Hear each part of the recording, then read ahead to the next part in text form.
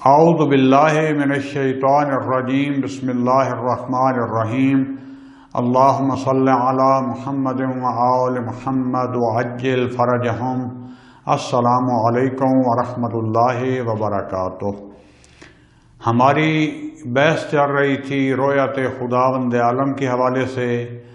اور عقلی حوالے سے ہم نے ثابت کیا کہ اصلاً ممکن ہی نہیں ہے بلکہ محال ہے کہ خداوند عالم کی ہم رؤیت کر سکیں، خدا کو ہم دیکھ سکیں،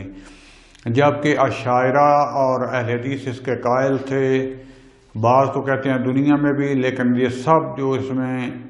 اجماع ان کا کہ آخرت میں یہ کہتے ہیں کہ خداوند عالم کی ذات نظر آئے گی اور ہم ان کی رؤیت کر سکیں گے، ان کو دیکھ سکیں گے۔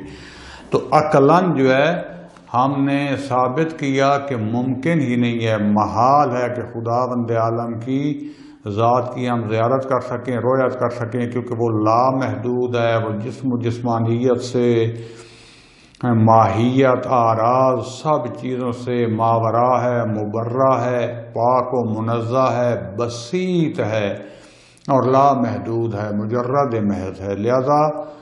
اس کی زیارت، اس کی رؤیت ان آنکھوں سے ممکن نہیں ہے۔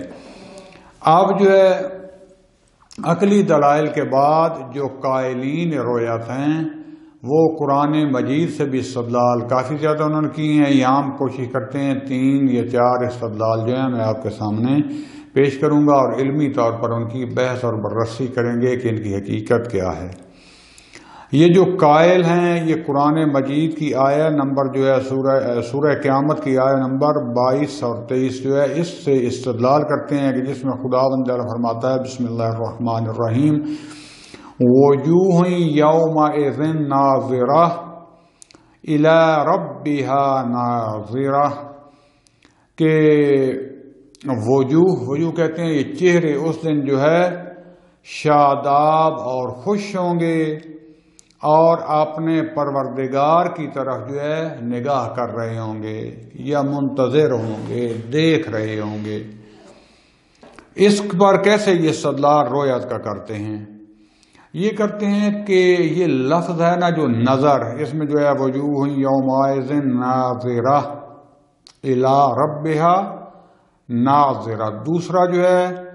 پہلا جو ہے یومئذ ناظرہ، یہ ضاد ہے، سواد اور ضاد جو کہتے ہیں یہ وہ ہے، یعنی خوشحال، شاداب، جبکہ الی ربہا ناظرہ یہ زوئے ہے، تو یہ زوئے جس کہتے ہیں نظر کرنا کے معنی میں یہ لیتے ہیں، انتظار کے معنی بھی آتا ہے۔ استدلال کیسے کرتے ہیں؟ اصل مورد بحث ہمارا جو ہے یہ دوسرے والا جو ہے ناظرہ یہ ہے۔ اس میں کہتے ہیں کہ لفظ نظر جو ہے از لحاظ لغت، یعنی اب ہم اس کو سمجھنے کے لیے لغت کی جو ہے تفسیر کی ہمیں بحث کرنی پڑے گی۔ نظر جو ہے لغت میں اس کے مختلف معانی ہیں، پہلے عرض کر چکا ہوں کہ عربی جو الفاظ ہیں، ورڈز ہیں، ایک ایک لفظ کے کئی معانی ہیں، ان کے ساتھ حرف جر آ جائے یا کسی قرینے کے تحت یا صلے کے ساتھ مضاف الیہ ہونے سے ان کے معنی تبدیل ہو جاتے ہیں۔ جیسا کہ مثلا راغبہ ہے، راغبہ فی کیا ہوتا ہے، یعنی کسی چیز میں رغبت کرنا، لیکن راغبہ ان کے ساتھ آ جائے تو ہوتا ہے اس سے منہ موڑنا ہے، جیسے ہے ان نکاح سنتی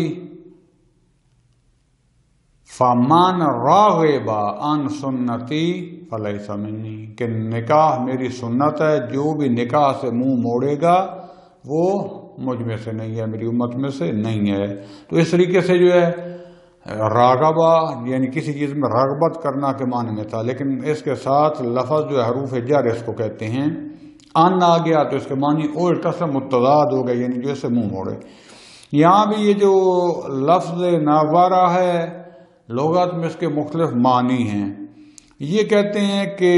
کبھی تو اس کا معنی انتظار ہے، جب بغیر کسی صلہ کے یہ آئے تو یہ انتظار کے معنی میں ہے، یعنی متعلق جار و مجرور کے بغیر فقط ناظرہ لفظ ہو تو انتظار کے معنی میں ہے، اور اگر حرف فی کے میں آئے تو متعدی کے معنی دیتا ہے اور انتظار کے معنی دیتا ہے۔ تفکر کے معذرت چاہتا ہوں، جب یہ جو ہے نظرہ فی کے ساتھ جو ہے حرف جر جو فی ہے اس کے ساتھ آ جائے تو یہ تفکر کے معنی دیتا ہے، اور جب یہ حرف لام کے ساتھ متعدی ہو تو یہ رأفت اور رحمت کے معنوں میں استعمال ہوتا ہے، اور جب یہ لفظ الہ کے ساتھ آئے نظرہ تو یہ کس کے معنی دیتے ہیں؟ خود یہ دیکھنے کے معنی میں۔ جب یہ الہ کے ساتھ متعدی ہو جائے حرف جر کے ساتھ تو یہ کیا ہے؟ دیکھنے کے، رویت کا یہ معنی دیتا ہے، اور کہتے ہیں کیونکہ آیت میں جو ہے یہ لفظ الہ کے ساتھ استعمال ہوا ہے تو اس کا معنی جو ہے دیکھنا یعنی رویت کرنے کے معنی میں آئے گا۔ لہذا قرآن کی آیت وہ اس طریقے سے کہتے ہیں کہ جس دن وجوہ چہرے شاداب اور مسرور ہوں گے، اپنے رب کی طرف نگاہ کر رہے ہوں گے یعنی دیکھ رہے ہوں گے، وہ یہ معنی لیتے ہیں۔ اس کی حقیقت کیا ہے یا اس کا نقد آیا ممکن ہے؟ تو ہم اس کو آگے مزید کھولتے ہیں۔ لفظ نظر جب الہ کے ساتھ الہ کی طرف متعدی ہوتا ہے تو صرف یہ رویت کے معنی نہیں دیتا، صرف یہ دیکھنے کے معنی میں، نظر کرنے کے معنی میں نہیں آتا، بلکہ بطور کنایا یہ انتظار کے معنی میں بھی استعمال ہوتا ہے۔ اس کے لیے عموماً یہ جو لغت دانان یا ادیب حضرات ہوتے ہیں جو ادبیات عربی سے ان کا جو ہوتا ہے، قرآن کی عموماً جو تفسیر کرتے ہیں، یہ جو پرانے زمانے کی اصل عربی شاعری تھی ان شعروں میں دیکھتے ہیں کہ جو شعراء جو کہ وہ اصیل عرب تھے کہ وہ کس معنی میں استعمال کرتے تھے، اس کی طرف جو ہے یہ رجوع کرتے تھے اور دیکھتے تھے وہاں یہ کون کون سے معنی میں استعمال ہوا ہے اور وہ قرینہ بنا کر اس کا معنی استعمال کرتے ہیں۔ تو یہاں پر بھی یہ جو ہم دیکھتے ہیں کہ شاعر کہتا ہے وجوہ ناظرات یوم بدر الی الرحمن یاتی بالفلاح، کہ یوم بدر والے دن جب بدر کی جنگ ہو رہی تھی، جب بدر کا معرکہ جو ہے بپا ہوا تو اس دن وجوہ یعنی جو چہرے تھے یہ منتظر تھے الی الرحمن، رحمان کی طرف۔ کس چیز کے منتظر تھے؟ یاتی بالفلاح، کہ ان کے ساتھ رستگاری کرے، فلاح و بھلائی کرے خدا بند عالم، یعنی خدا کا انتظار کر رہے تھے کہ خدا، نہ اس کا معنی یہ نہیں بنتا کہ خدا کی طرف دیکھ رہے تھے، نا، یعنی خدا بند عالم کی طرف سے مدد آنے کا، فلاح اور بھلائی آنے کا انتظار کر رہے تھے۔ اسی طریقے سے ایک اور جو ہے شعر جو ہے وہ ہے انی الیکا لما وعدت لناظر نظر الفقیر الی الغنی الموسر، کہ میں جو ہے تمہارے وعدے کا منتظر ہوں، جو تم نے مجھے انتظار کا وعدہ دیا تھا میں وہ انتظار کر رہا ہوں، جیسے کہ کوئی فقیر شخص جو ہے وہ کسی غنی اور امیر شخص کی طرف جو ہے وہ انتظار کی نگاہ سے دیکھتا ہے، انتظار کرتا ہے۔ تو کیا ثابت ہوا کہ یہاں نظارہ جب الہ کے ساتھ آئے تو فقط رویت اور نظر کرنے کے معنی میں نہیں ہے بلکہ انتظار کے معنی میں بھی استعمال ہوتا ہے، اور یہ ادبیات میں یہ محاورہ رائج ہے، عام مثلا ہماری زبان میں بھی، فارسی میں بھی، عربی میں کہتے رہتے ہیں کہ فلاں جو ہے وہ خاص جو ہے نا اس کے اوپر نظر کرم رکھتا ہے، یا اس نے یار اس کے مال پر بڑی نظر رکھی ہوئی ہے، یعنی انتظار ہے کہ اس مال سے بھی مجھے کچھ ملے، فلاں نے اس کے مال پہ نظر رکھی ہے، اس پر نظر رکھی ہوئی ہے، یعنی اس کا انتظار کر رہا ہے کہ مجھ سے بھی کوئی جو ہے، ضروری نہیں ہے کہ اس کا مال سامنے پڑا ہوا اور جا کے دیکھ رہا ہوتا ہے، ہو سکتا ہے مال بینک میں ہوتا ہے، گھر میں ہوتا ہے، فلاں پتہ ہوتا ہے کہ اس پر مال ہے اور منتظر ہوتا ہے کہ شاید مجھے بھی اس میں سے کوئی چیز مل جائے۔ اور یہ جو ہے کہ شعر میں جو آیا ہے کہ جو کچھ ایک نادار شخص ہے، مفلس ہے، غریب ہے، وہ اس کو توقع ہوتی ہے، وہ منتظر ہوتا ہے کہ اس کی طرف سے جس نے مجھے کہا تھا کہ تیری ہیلپ کروں گا تو اس نے نظر رکھی ہوئی ہے، یعنی انتظار میں ہے کہ مجھے کوئی بخشش کرے گا۔ لہٰذا ایک تو یہ ہو گیا کہ فقط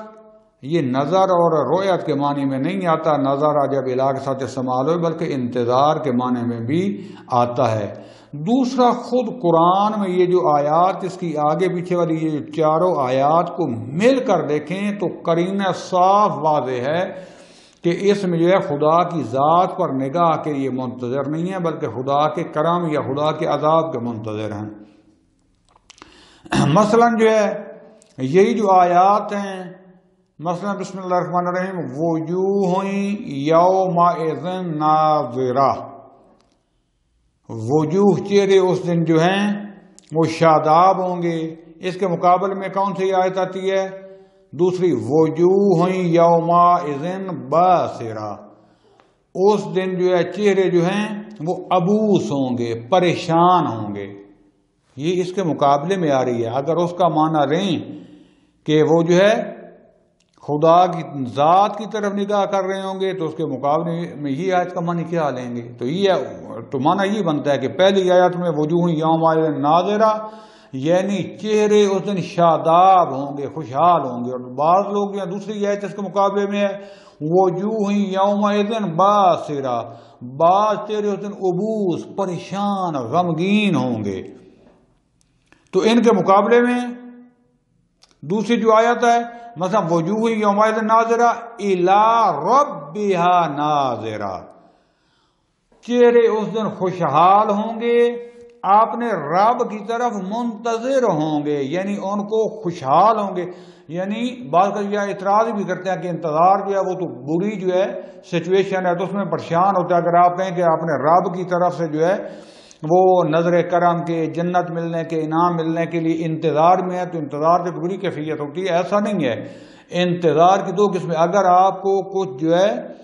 صلہ پتہ ہے کہ مجھے یہ انعام ملے گا، آج اتنے پیسے ملیں گے، تو اس میں خوشحالی کے ساتھ آپ انتظار کر رہے ہوتے ہیں۔ لیکن پتہ ہو کہ مجھے اب سزا ہونے والی ہے، میرے ساتھ برائی ہونے والی ہے، عذاب ملنے والا ہے، تو یہ انتظار سخت ہوتا ہے۔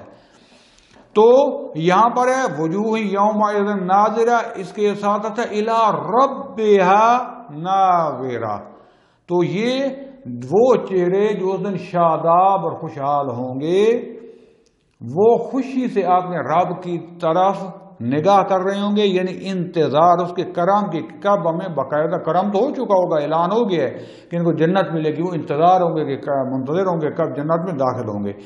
جبکہ وجوہ یومئذ باسرہ یعنی اس دن جو ہے چہرے عبوس، غمگین، گرے ہوئے، مرجھائے ہوئے، کن کے ہوں گے؟ تظن ان یفعل بها فاقرہ، وہ گمان کر رہے ہوں گے، سوچ رہے ہوں گے کہ ان کے ساتھ ایک کمر شکن عذاب ہونے والا ہے، ان کی ہڈیاں توڑنے والا پشت کی، کمر کی۔ تو اصل میں یہ ہے ان آیات میں خدا بند عالم نے وہ نظارہ پیش کیا ہے کہ جو قیامت کے دن دو گروہ ہوں گے، دو قسم کی آیات، دو قسم کے لوگوں کے گروہ کا ذکر کر کے ان کی آگے صفت، ان کی جو ہے کیفیت بیان کی ہے کہ وجوہ یومئذ ناظرہ، بعض چہرے اس دن جو ہے وہ خوشحال ہوں گے، اور کیا ہوگا؟ الی ربہا ناظرہ، خدا کی طرف نگاہ کر رہے ہوں گے، یعنی منتظر ہوں گے کہ خدا کی طرف سے انہیں انعام ملے۔ جبکہ وجوہ یومئذ باسرہ، دوسرا گروپ جو ہے جن کے چہرے عبوس ہوں گے، جن کے چہرے مرجھائے ہوئے ہوں گے، کیونکہ ان کو بھی عذاب کا پتہ دیکھ رہے ہوں گے سامنے، ابھی صرف انہیں داخل ہونا ہے، سنایا جا چکا ہے۔ تظن ان یفعل بها فاقرہ، تو وہ سوچ رہے ہوں گے کہ ان کے ساتھ اب بہت برا ہونے والا ہے، کمر شکن عذاب ان کے ساتھ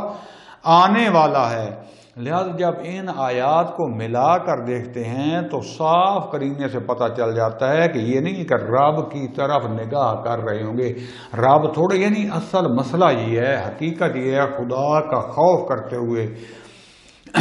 اور انصاف کے ساتھ جہاں تک میں اس کی تحقیق کر چکا ہوں، اسرائیلیات جب مثلا رسول خدا صلی اللہ علیہ وسلم کے بعد خصوصاً جو ہے دوسرے دور میں، خلیفہ دوم کے دور میں بہت زیادہ جو ہے فتوحات ہوئیں، شام کا علاقہ، یونان کی طرف، یہ جو ہے بیت المقدس کی طرف، سارے اس میں جو ہے عیسائی، یہودی، کرسچین، بت پرست یا یہ جو مجوسی، آتش پرست، سارے جب آئے، یہودی ان میں سے انتہائی خبیث قسم کے لوگ تھے، کیا بعض جو ہے آ گئے اور دستگاہ حکومتی میں آگے پیچھے یہ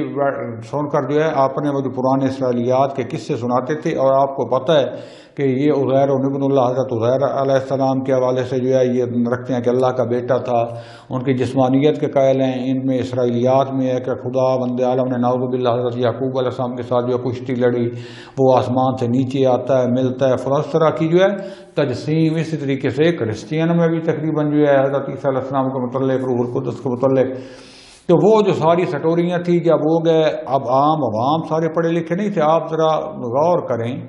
کہ اس وقت عرب میں پڑھے لکھے دور لوگ کتنے تھے جو باقاعدہ پڑھا لکھنا جانتے تھے۔ اگرچہ رسول خدا صلی اللہ علیہ وسلم نے ان کو پڑھایا، ان کو علم دیا قرآن کا، لیکن پہلے اکثر یہ کافر لوگ تھے، بت پرست تھے، کوئی علم سے ان کا پتہ نہیں تھا۔ خدا کے رسول صلی اللہ علیہ وسلم اور قرآن کی برکت سے جو مسلمان ہوئے ان کو علم ملا۔ اور لیکن ابھی ایسا تو نہیں ہے کہ سارے مجتہد بن گئے تھے، اکثر وہ تھے عوام تھے جو سنتے تھے قرآن کا ترجمہ ان کو ضرورت نہیں تھی، کوئی عربی زبان تھی، تو اس میں جو ہے پھر جب تفسیر اور جب مختلف قسم کا فلسفہ بھی آ گیا، مختلف قسم کے امور آ گئے، اسرائیلیات شامل ہو گئی، عام لوگ اس میں سے جو ہے وہ ان کی تمیز نہیں کر سکتے تھے، فرق ان کا جو ہے نہیں سمجھ سکتے تھے۔ اور یہ کعب ابن احبار اور اس طرح کے اور جو ہے پہلے یہودی تھے پھر مسلمان ہو گئے، یہ بھی پچھلا بھول تو نہیں گئے تھے، یہ ان پر ایمان رکھتے تھے کہ وہ بھی آسمانی کتابیں ہیں، لیکن وہ تحریف شدہ تھیں، وہ کس سے بیان کرتے تھے اور اس طریقے سے گڑ مڈ ہو گئی۔ اور بعض چیزیں ہمارے بھی لوگ جو تھے جب مناظرے کرتے تھے اہل بیت کے در سے جو ہے اکثر یہ ہٹ گئے، کیونکہ جب ان کو حکومت نہ ملی تو جیسے آج جو کہتے ہیں ہم کی مانتے ہیں، ان کو کیا مانتے ہیں، نہ ان سے کوئی حدیث لی، نہ ان سے کوئی درایت لی، صرف مانتے ہیں۔ کیا مانتے ہیں بالآخر؟ ان سے کوئی تفسیر لی ہے اپنے برادران سے، برد معذرت میں بار بار عرض کرتا ہوں کبھی توہین کا قائل ہی نہیں ہوں، آپ اپنے مذہب پہ رہیں، آپ جانے، آپ کا خدا جانے، حتیٰ شیعہ بھی کوئی بھی ہوں، مطالعہ تو کریں، دیکھیں۔ مثلا حدیث کی کتابوں میں اہل سنت کی جو سیاست ہے، خصوصاً دو پہلی جو کتابیں ہیں بخاری اور مسلم، اس میں اہل بیت نبی صلی اللہ علیہ وسلم سے کتنی حدیثیں لی گئی ہیں، تفسیر میں کتنا ان سے استدلال کیا گیا ہے، جتنی جناب ابو ہریرہ اور ان سے جنہوں نے 2 سال بھی شاید پورا نہیں دیکھا، اور جو بالکل اینڈ پہ آگے مسلمانوں کعب ابن احبار اور اس طرح کے جو لوگ تھے، جتنی حدیثیں ان سے لی گئی ہیں اتنی خود جو ہے حضرت فاطمہ زہرا سلام اللہ علیہ جو ان کی بیٹی تھی، حضرت علی علیہ السلام جو ان کے نفس پیغمبر تھے، سب سے زیادہ پڑھے لکھے اگر آپ وہ ولایت تکوینی اور نہ بھی مانتے ہو، ظاہری طور پر جو قریب ترین وحی کے آنے سے پہلے سے لے کر اور وہی آخر دم تک وہ جو رسول خدا صلی اللہ علیہ وسلم کے ساتھ منسلک رہے، ان سے تفسیر قرآن ہر قسم کے علم، اور خدا بند عالم نے ان کو ہدیہ کیا تھا، وہ ان سے قرآن کیوں قبول نہ کیا گیا، اس کی تفسیر کیوں قبول نہ کی گئی؟ اب آپ دیکھ لیں، جو کہتے ہیں ہم بھی ان کو مانتے ہیں، کیا مانتے ہیں؟ یعنی ان کی جو ہم کہ خدا کو مانے لیکن خدا کی نہ مانے، تو کیا مطلب خدا کو مانتا ہے؟ ان سے کتنی حدیث لی ہیں فلاں، تو وہ تجسیم کا وہاں سے جو ہے یہ عنصر آ گیا۔ اب کچھ جو ہے وہ ایسے بیان ہو گئی، اب یہ ڈٹ گیا اس پر، جو ہے خدا جانتے ہیں۔ اس میں دیکھیں کہ عقلی طور پر واضح ہے، ایک کوئی آج تک احتمال بھی ہے کہ کسی نے رب کو دیکھا ہو، رب کے جلوے ہی ہمیشہ دیکھے ہیں، شہود کی حد تک سارے مانتے ہیں، گئے ہیں۔ اور پھر جو ہے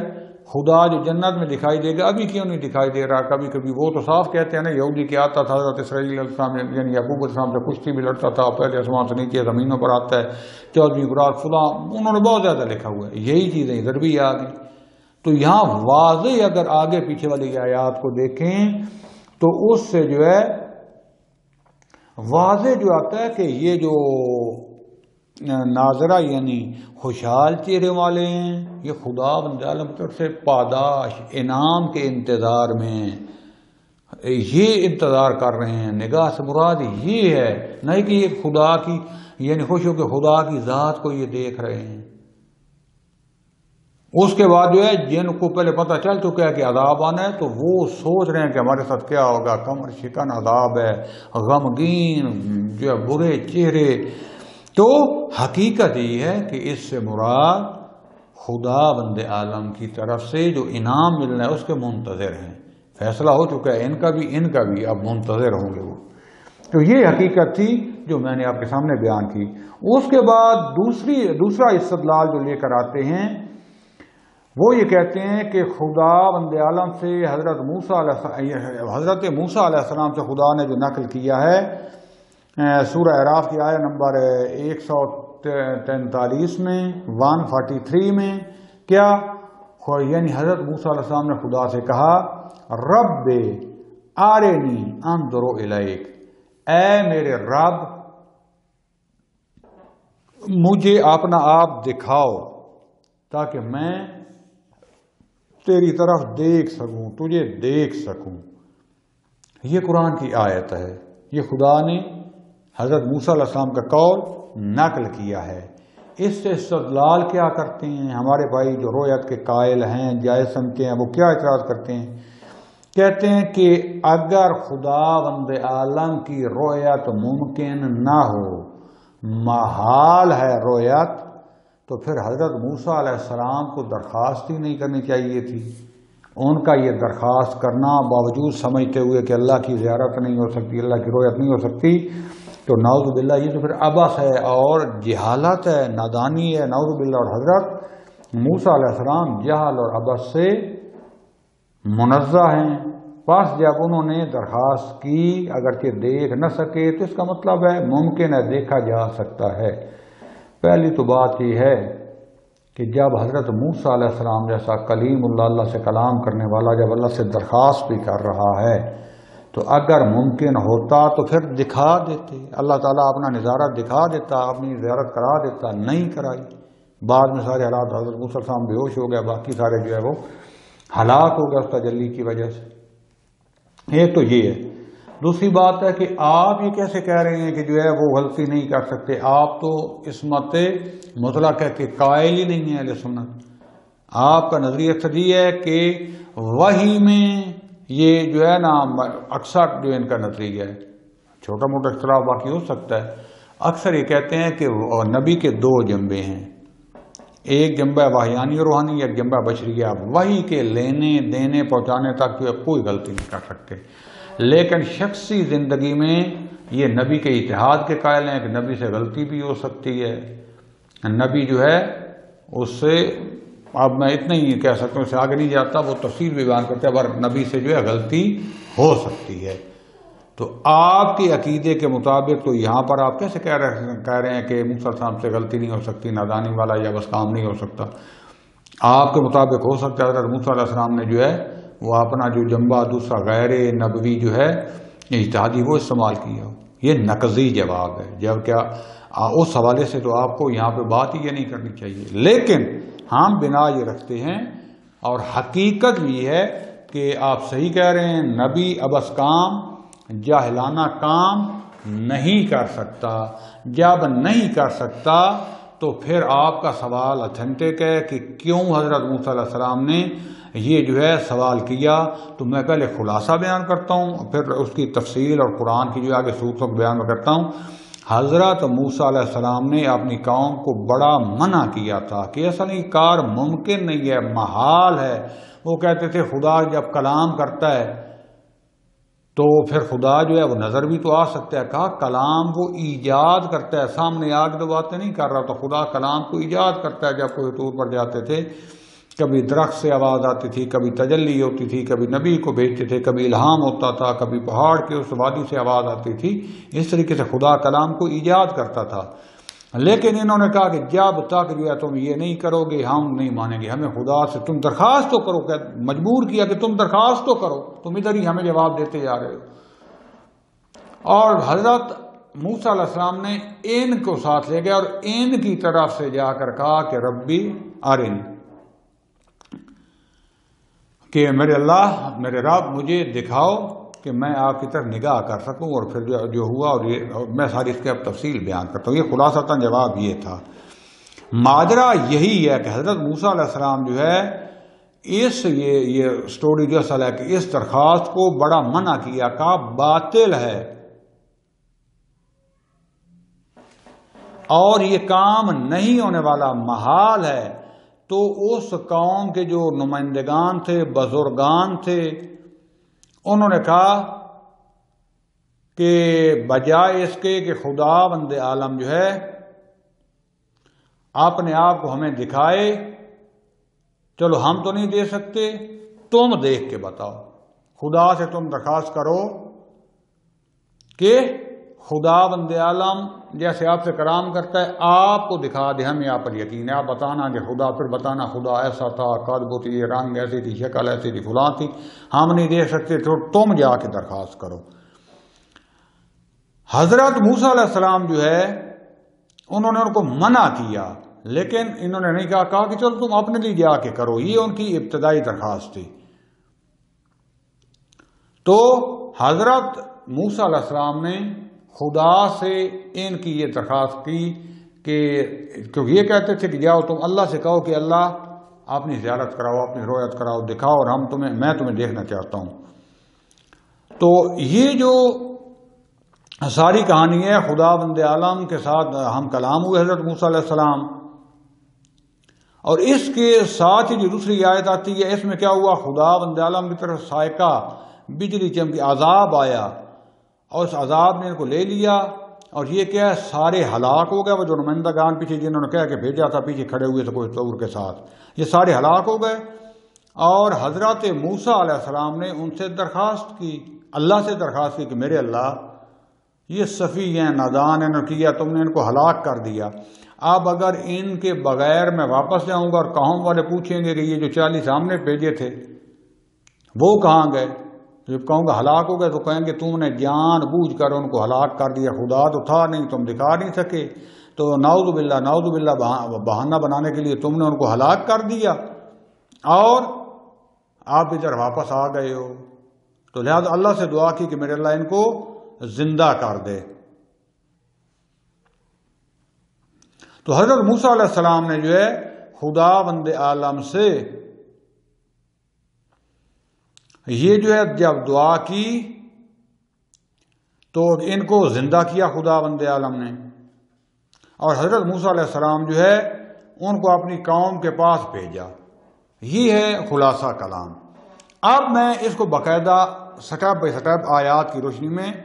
پیش کرتا ہوں، اگرچہ اب یہ جواب لمبا ہے لیکن میں ایک حد تک بیان کر کے باقی کل انشاءاللہ جو ہے آپ کے سامنے۔ سب سے پہلی آیت جو ہے، اب یہ اسٹیپ بائی اسٹیپ ساری آیتیں پڑھیں کیونکہ ہمارے کیا ہوتے ہیں ایک ایک جیسے ہے نا، لا تقربوا الصلاۃ، نماز کے قریب نہ جاؤ، قرآن میں لکھا ہوا ہے، یہ آپ نے مرضی کا لے لیتے ہیں، وہ انتم سکارا کو چھوڑ دیتے ہیں کہ جب تم نشے کی حالت میں ہو، اور بعد میں تو سر نشہ شراب منع کر دیا گیا تھا اس کو چھوڑ دیتے ہیں۔ یہ بھی اسی طریقے سے ہے، پوری پہلے آیات پڑھیں۔ سب سے پہلے سورہ بقرہ کی آیا ہے 55 جو، بسم اللہ الرحمن الرحیم، وَإِذْ قُلْتُمْ يَا مُوسَىٰ لَن نُّؤْمِنَ لَكَ حَتَّىٰ نَرَى اللَّهَ جَهْرَةً فَأَخَذَتْكُمُ الصَّاعِقَةُ وَأَنتُمْ تَنظُرُونَ۔ واضح اب خدا کہہ رہا ہے یاد کرو،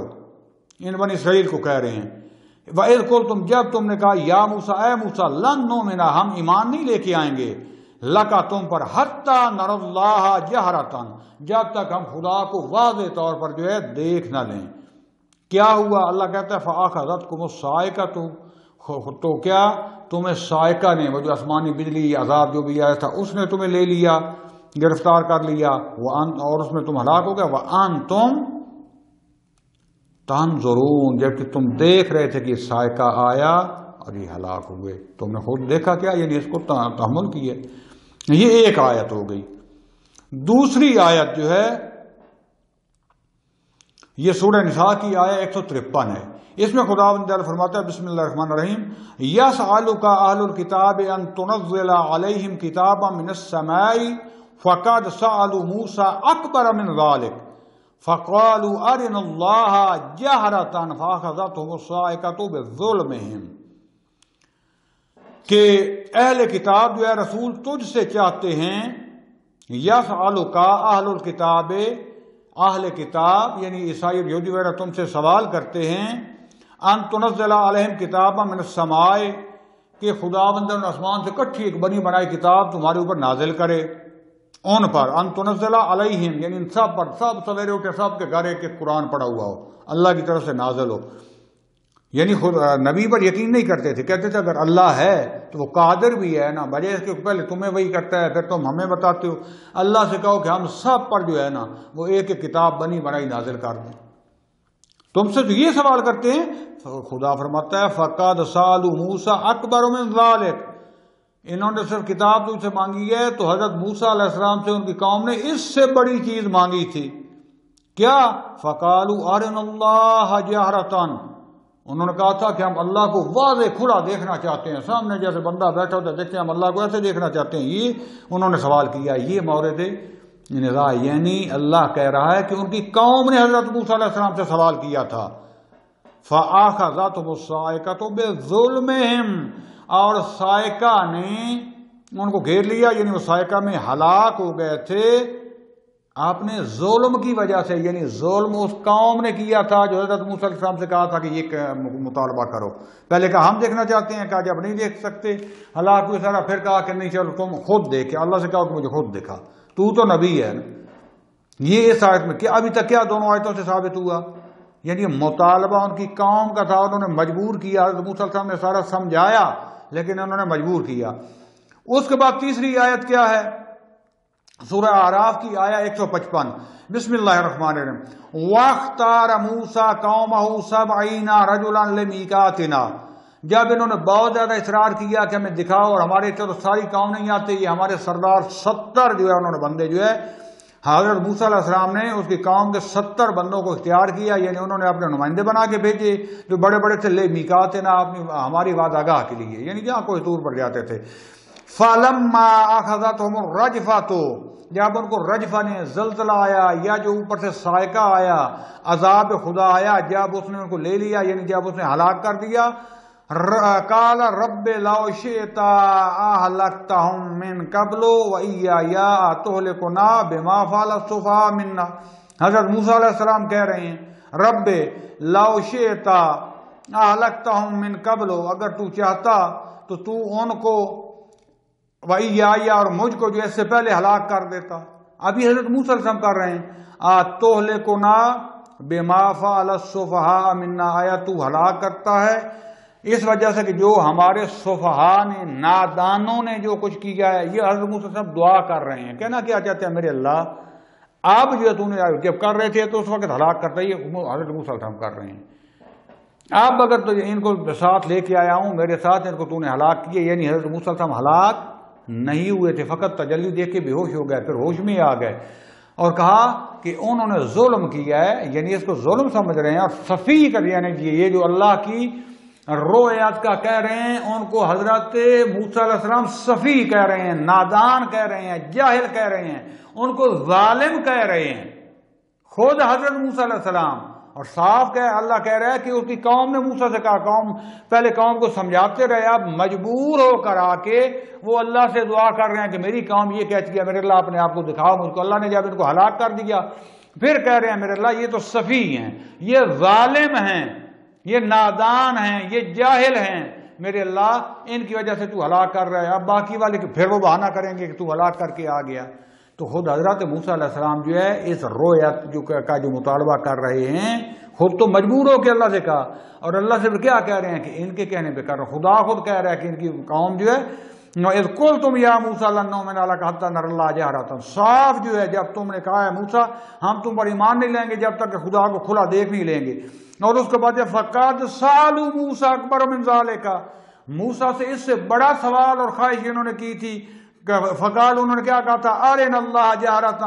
کہ ہمیں خدا کو کھلا دکھاؤ. فاخذتهم الصاعقہ بظلمہم، یہ ان کا ظلم تھا یہ جو کہتے تھے خدا کو دکھاؤ، یعنی خدا بند عالم کو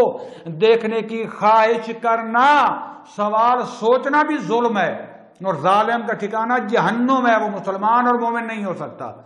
کہاں سے کہاں طویلیں لے کے جا رہے ہو؟ خدا واضح فرما رہا ہے کہ حضرت موسیٰ علیہ السلام کا قول نہیں تھا، ان کی قوم کا قول تھا، اور یہ ظالم تھے، یہ جاہل تھے، یہ صفی تھے،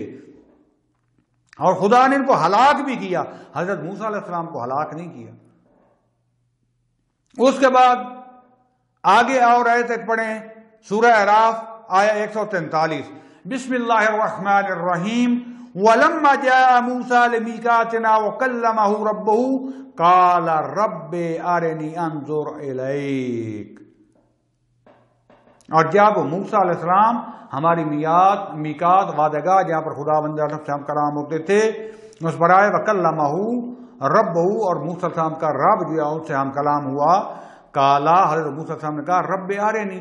اب جب یہ سارے پہلے ہلاک ہو گئے فاتح دیکھا نہیں دیکھ سکتے تو حضرت موسیٰ علیہ السلام سے کہا کہ اب تم جاؤ اور تم خود دیکھ کے آؤ، ہم تو نہیں دیکھ سکتے. مجبور ہو گئے، آ کر کہا رب أرنی انظر الیک، میرے اللہ تو اپنے آپ کو دکھا سکتا ہے، مجھے دکھاؤ، ارے نہیں دکھاؤ تو میں تو تیری طرف نظر کروں۔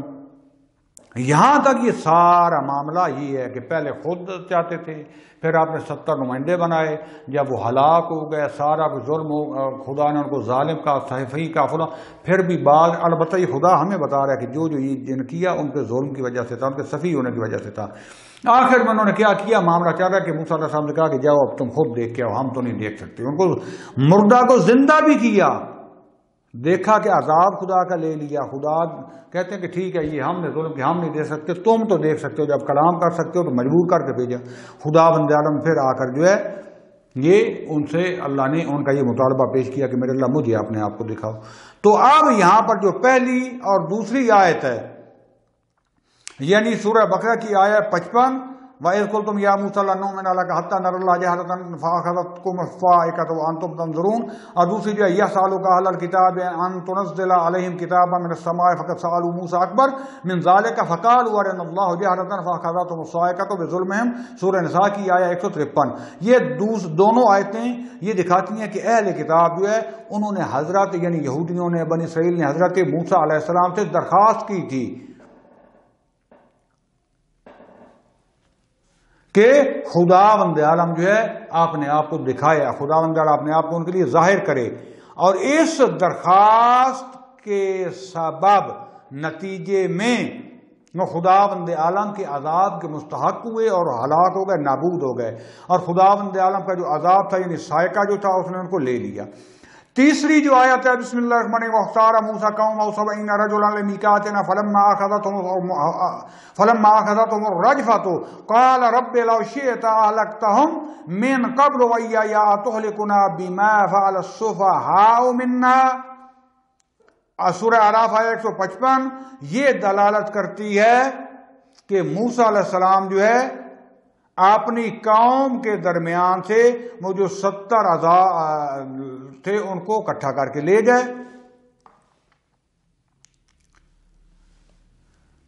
ان کو بھی رجفہ آ گیا، زلزلہ تھا یا وہ صاعقہ تھا، یہاں پر صاعقہ ہی مراد ہے۔ تو یہ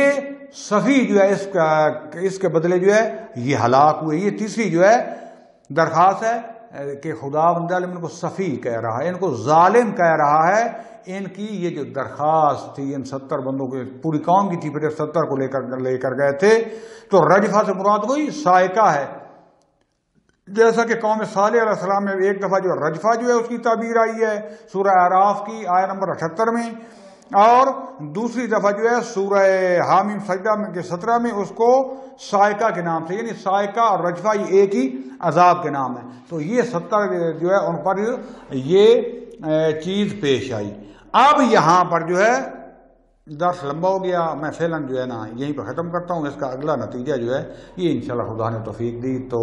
کل پیش کروں گا، کیونکہ میں نے دیکھا ہے 38 منٹ ہو چکے ہیں، تو خدا نے توفیق دی تو باقی نتیجہ میں اس کا کل استدلال اور نقد ہو گیا، لیکن اس کا دقیق نتیجہ یہ کل آپ کے سامنے پیش کروں گا۔ وصلی اللہ علی رسول الکریم وعلی اولاد الطیبین الطاہرین والحمد للہ رب العالمین، والسلام علیکم ورحمۃ اللہ وبرکاتہ۔